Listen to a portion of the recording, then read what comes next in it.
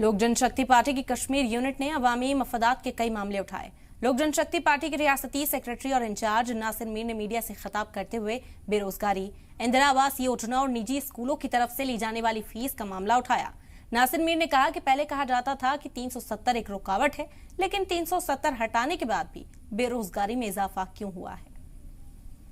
हम देख रहे हैं कि एक स्कूल जो 2000-3000 रुपए फीस चार्ज कर रहे हैं, तो वो एक इलॉजिकल सा लग रहा है कि एक स्कूल जो है 3000 रुपए या 2000 रुपए फीस एक आम इंसान के बस की बात नहीं है।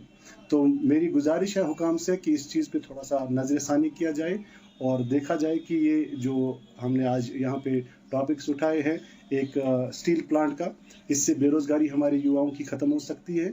दूसरा, अगर जितना भी हम यहाँ पे कश्मीर में, जैसे हमने कहा था कि 370 के बाद ये कहा गया था कि इंडस्ट्रियलाइजेशन होगा, ठीक है, 370 वादा बना हुआ है डेवलपमेंट का, तो इस डेवलपमेंट को अगर आपको इम्प्लीमेंट करना है तो इससे अच्छा मौका तो नहीं मिल सकता मेरे हिसाब से। अगर आप इस स्टील प्लांट से इनॉग्रेशन करके इस बेरोजगारी को ख़त्म करना चाहते हैं, ऐसे ही इंडस्ट्रियलाइजेशन और भी यहाँ पे इंडस्ट्रीज अगर आती है, जी बिल्कुल, उसको श्री रामविलास पासवान जी ने यहाँ पे अप्रूव करा दिया था।